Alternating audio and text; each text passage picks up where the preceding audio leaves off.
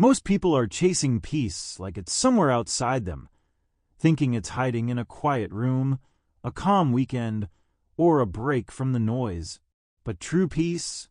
It's not found. It's forged, not in silence, but in the storm. You don't become steady by avoiding pressure. You become steady by learning to breathe through it, like an astronaut learning to stay calm in the vacuum of space, or a surgeon staying precise under the scalpel's weight. Your strength is built under tension, not away from it. The real victory? It's not in outshouting the world. It's in being so composed that no voice, no glare, no situation can pull you out of your own rhythm. That's your force field, your foundation. People think strength comes from volume. But watch closely. In every room, every intense situation, the one who speaks last, who breathes deepest, who listens first, they're the one who commands the moment. They don't take attention.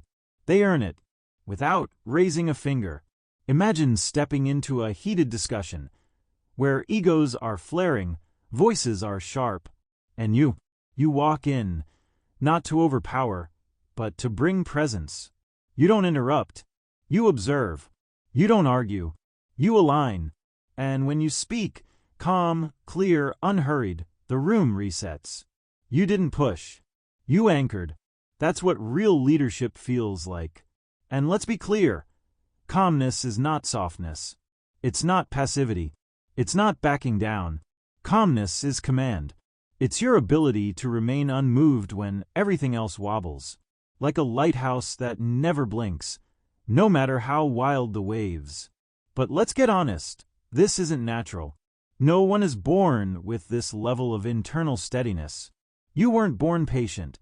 You were born crying, reacting, demanding. We all were. That's normal. But if you want to rise, truly rise, you have to train for it. That training begins when you stop blaming your reactions on your circumstances.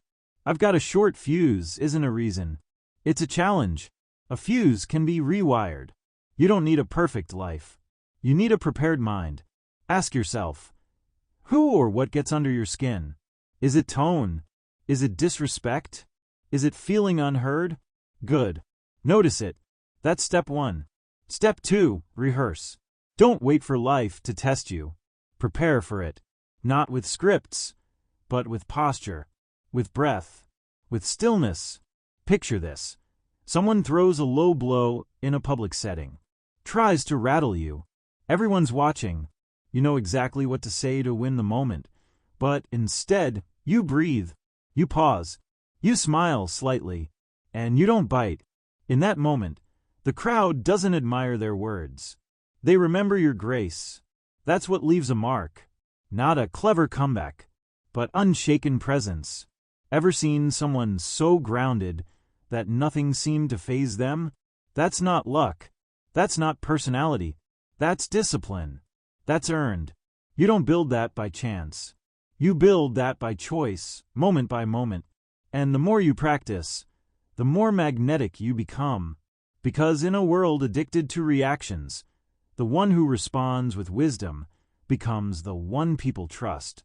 Your identity doesn't have to be tangled in what others say or how they act. You're not every comment. You're not every insult. You are what you choose to carry. And you don't have to carry everything.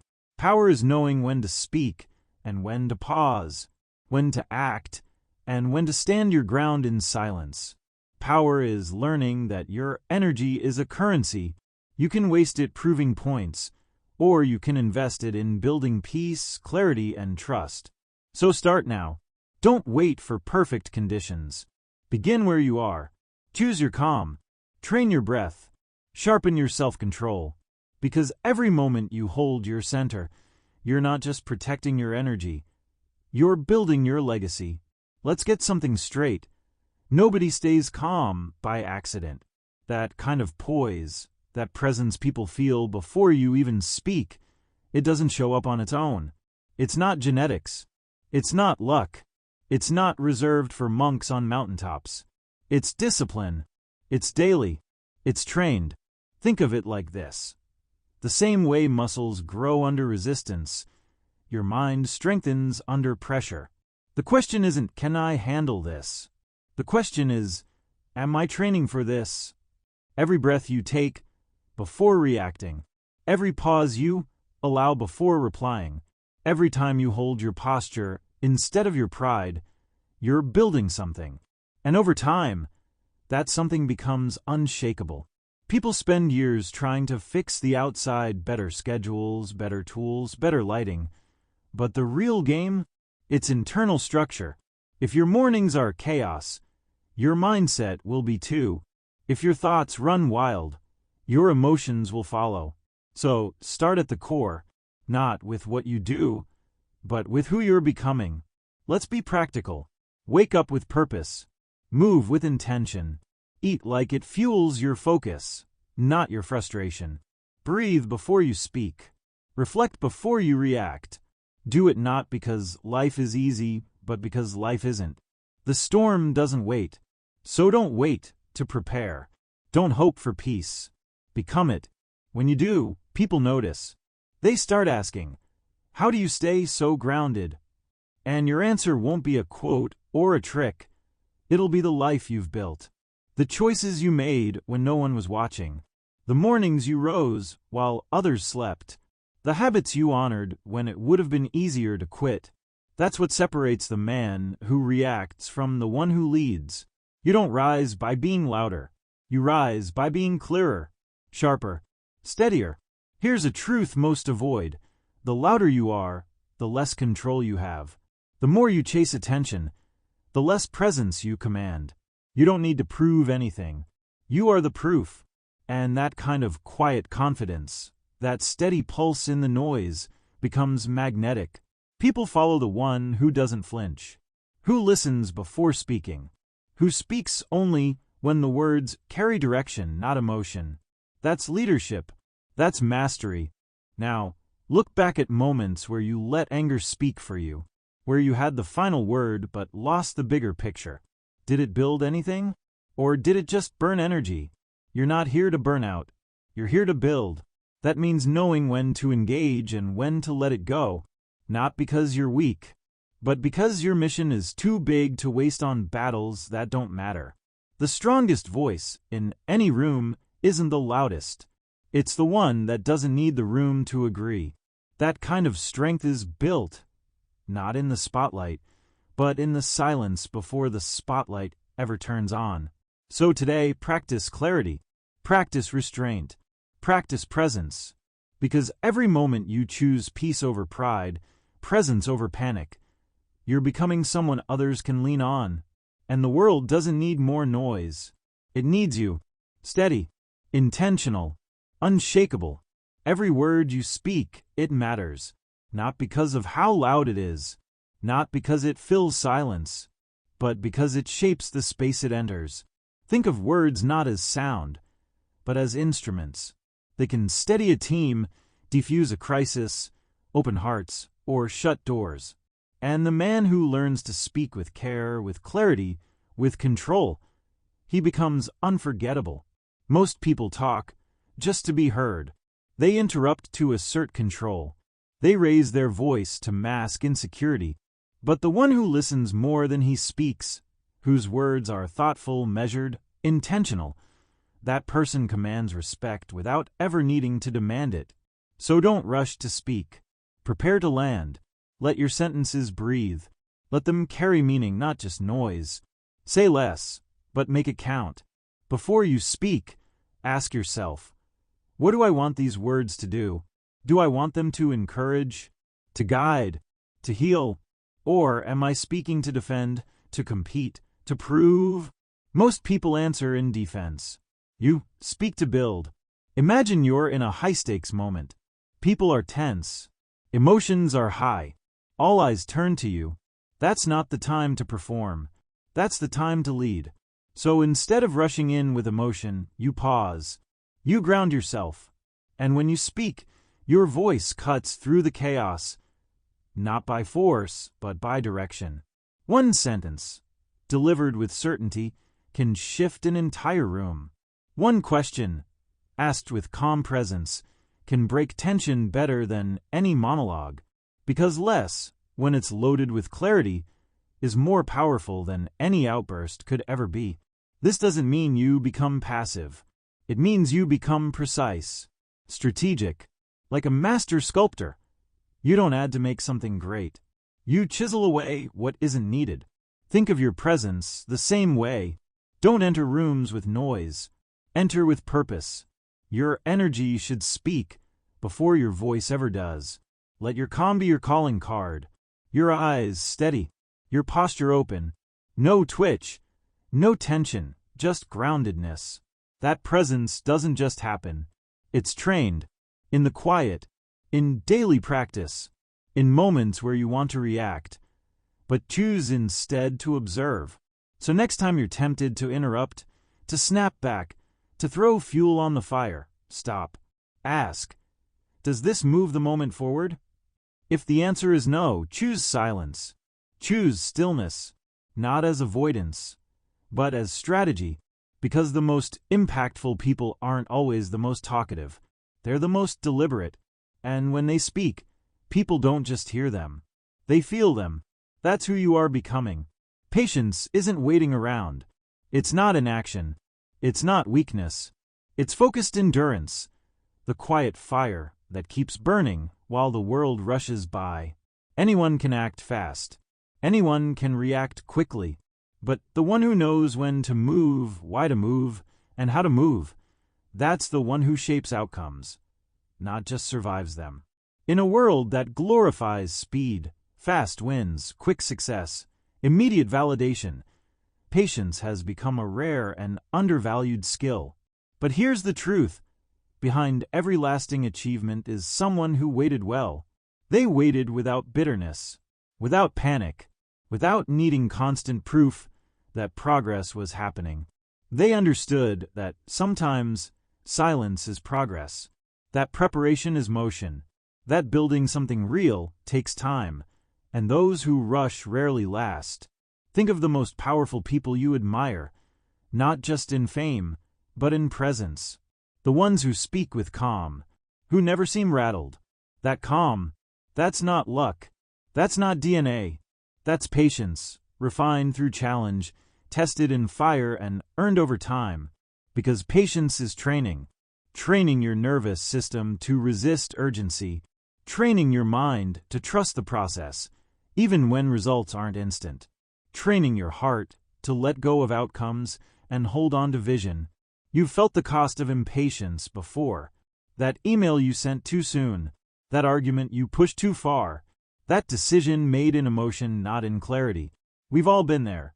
And that's why this skill, this mastery, matters so much. So how do you build it? Start small. Let someone else finish speaking without cutting in. Let a moment of silence sit without needing to fill it. Delay a reaction. Observe before you respond. Pause, not because you're unsure, but because you've become strategic. Because the man who acts only when the moment demands, rather than when his ego insists, that's the man others follow. You can be that. You are that. When you breathe instead of burst. When you lead with vision, not urgency. When you don't chase approval, but instead build trust over time. Patience doesn't mean you're slow. It means you're deliberate. You don't settle. You align. You don't stall. You prepare. And preparation has its own momentum, even when no one sees it. So let others race. Let them rush. Let them panic when things take time. You stay grounded. Stay clear. Stay focused on the bigger mission. Because while the crowd is chasing shortcuts, you're building legacy. And when the dust settles, you'll still be standing. Not because you moved faster, but because you moved with purpose. In today's world, control over your emotions isn't just helpful. It's your edge, your leverage, your leadership. Because when chaos hits, and it will, people don't look for the loudest voice. They look for the calmest presence. The person who can feel everything without becoming controlled by anything. That's real power. It's not about suppressing your emotions. It's about leading them, guiding them like a skilled pilot through turbulence. Steady hands, clear direction, calm focus. even when everything around you is shaking. Here's what most don't realize. Emotional discipline isn't built in moments of peace. It's forged in real life, in the tension, in the stress, in the tests. Like when someone disrespects you publicly and your whole body wants to react. But instead, you pause. You breathe. You choose your response. Not to protect your ego, but to protect your future. Because every reaction has a cost. Every emotional outburst has a price. And here's the trap. Anger feels powerful in the moment.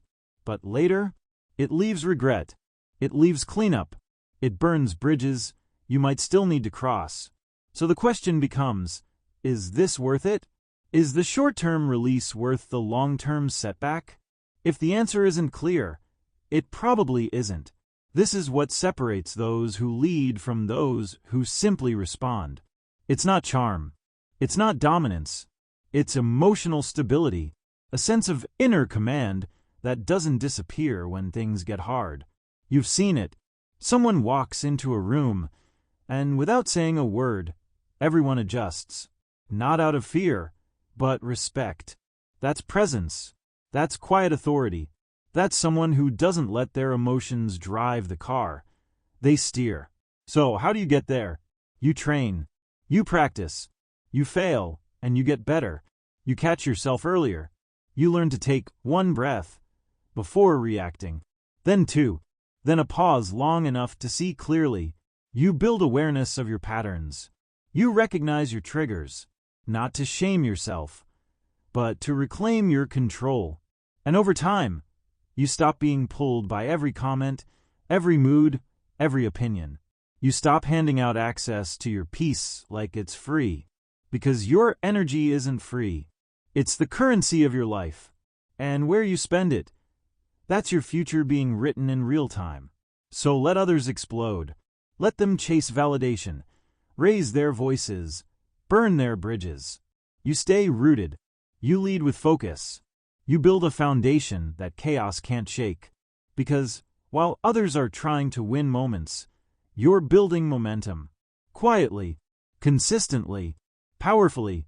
That's emotional mastery. And once you taste it, you'll never trade it again. The strongest person in any situation isn't the one who dominates the room. It's the one who doesn't get pulled by it.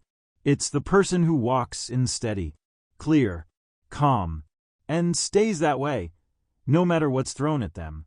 That's not talent. That's structure. Because behind every calm presence is a system, a routine, a mindset designed for pressure, built long before the storm hit. You see, greatness doesn't show up in the spotlight.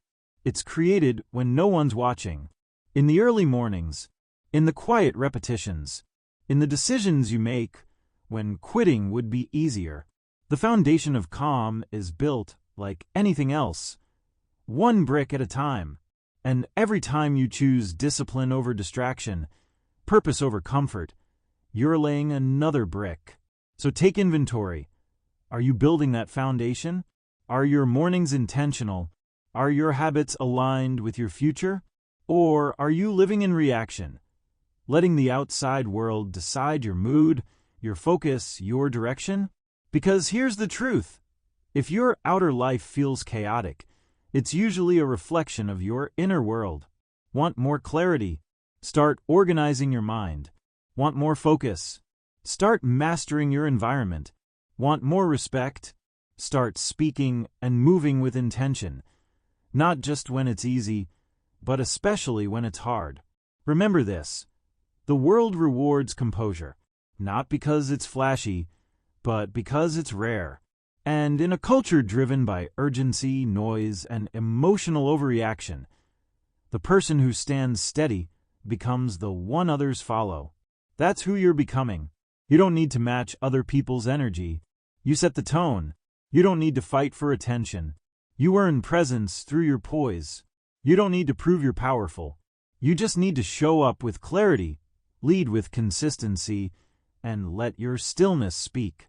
And when the storm comes, as it always does, you won't need to scramble. You'll already be ready.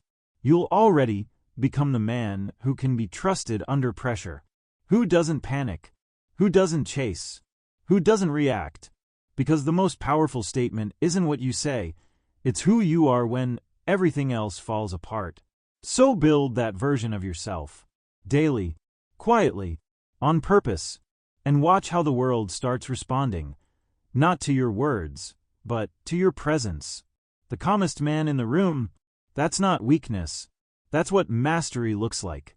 Now go train it, live it, let it.